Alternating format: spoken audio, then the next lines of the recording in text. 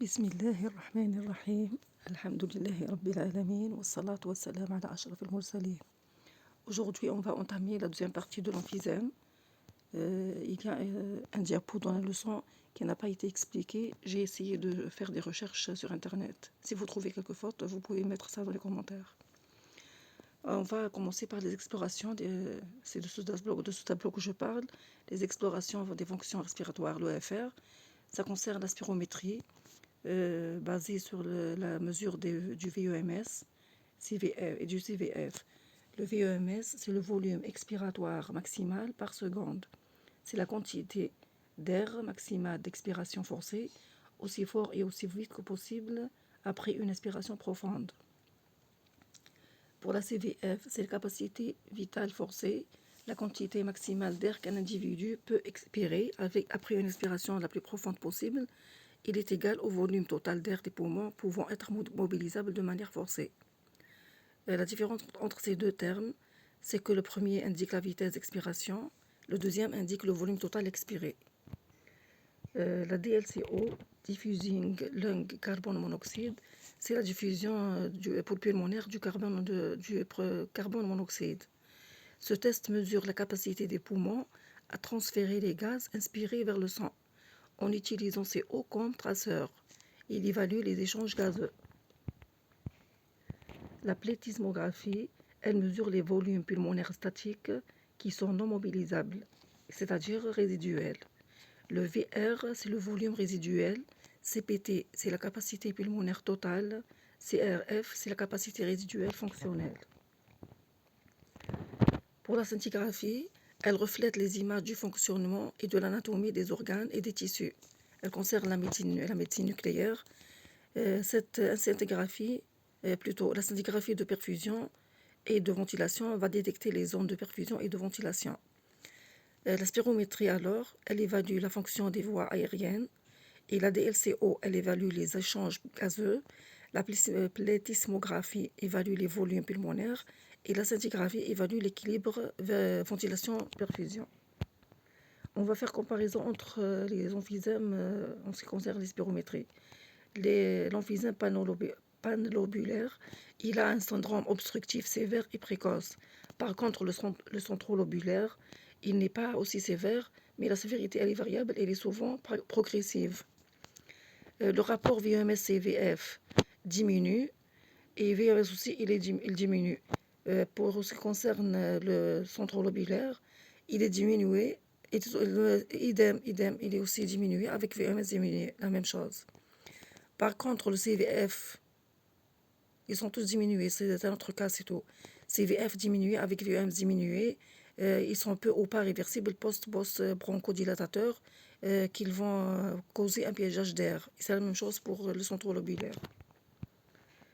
La plétismographie, on marque une augmentation marquée des volumes pulmonaires statiques qui sont non mobilisables dans le panlobulaire. Et on remarque aussi qu'il y a le volume résiduel il est très élevé et la capacité pulmonaire totale est aussi élevée. Et c'est la même chose pour le centrolobulaire, sauf que la CPT dans le centrolobulaire, elle est souvent moins marquée à un stade équivalent. Sinon, tout est pareil. La capacité résiduelle fonctionnelle, elle augmente aussi. Et l'augmentation des résistances des voies aériennes à cause de l'obstruction. Donc, ils sont identiques ici. Pour la DLCO, elle est très significativement diminuée dans le panlobulaire parce qu'il y a altération des échanges gazeux. Et aussi, cet emphysème, il affecte. Pourquoi les échanges sont altérés? Puisque cet emphysème affecte directement les alvéoles, y compris la matrice, la membrane alvéolo-capillaire. Pour le centrolobulaire, la capacité est moins diminuée que celle du panlobulaire au stade initial, mais elle sera marquée au stade avancé. Pourquoi? Parce que la destruction n'est pas aussi diffuse et uniforme que dans le panlobulaire. La scintigraphie, ventilation, perfusion. La perfusion dans le panlobulaire, elle est très perturbée et hétérogène. Par contre, dans le centrolobulaire, elle est moins uniformément perturbée. Dans le panlobulaire, la ventilation elle est relativement homogène mais altérée. Donc les échanges sont, la ventilation n'est pas efficace. Pour le centro-lobulaire, elle est plus hétérogène. Il y a piégeage d'air plus localisé, il n'est pas diffus. Il y a mismatch ventilation-perfusion, donc c'est un déséquilibre de ventilation-perfusion qui est important parce qu'il y a perte de parenchyme. Pour le centro-lobulaire, ce déséquilibre il est présent, mais il est moins marqué ou il est différent de celui de panlobulaire. Les autres mesures, il y a la gazométrie qui est caractérisée dans le panlobulaire au repos par ce qu'on appelle un patient pink buffer. Pink, c'est-à-dire il est rose, donc il n'est pas cyanosé. La saturation pulsée d'O2, elle est longtemps normale, mais la pression partielle, elle est diminuée. Il y a une faute ici, l'événement, c'est une faute. Elle est diminuée. À l'effort, il y a chute significative de saturation pulsée d'O2 et augmentation de pression partielle. Mais au stade avancé, il y a hypoxémie et hypercapnie. Dans le centro-lobulaire, il y a diminution de saturation pulsée plus précoce et plus marquée. C'est pour ça qu'on appelle un patient blue blotter. Il est obèse, il est cyanosé précocement par rapport à celui de panlobulaire. Rappelez-vous que ce type est le plus fréquent. Il y a aussi hypercapnie plus fréquente et plus précoce, car la bronchite chronique associée, elle va limiter l'élimination du CO2. Et aussi, il y a une hypoxémie hypercapnie qui sont chroniques. On va parler maintenant quelques notions sur l'emphysème paraseptal. Il siège préférentiellement sous pleural, notamment médiastinal, mais aussi au contact de l'interstitium septal ou péribroncovasculaire. Il donne naissance à des clartés bien limitées. Il n'est pas diffus. Son évolution et ses complications, il y aura des poussées d'insuffisance respiratoire aiguë, pneumothorax, des bulles, infection bronchique alvéolaire, emphysème évolutif, emphysème d'évolution lente, implication pronostique de troubles ventilatoires obstructifs, emphysémateux. La prise en charge de tous les emphysèmes, et on doit lutter contre les facteurs de risque, surtout le tabac.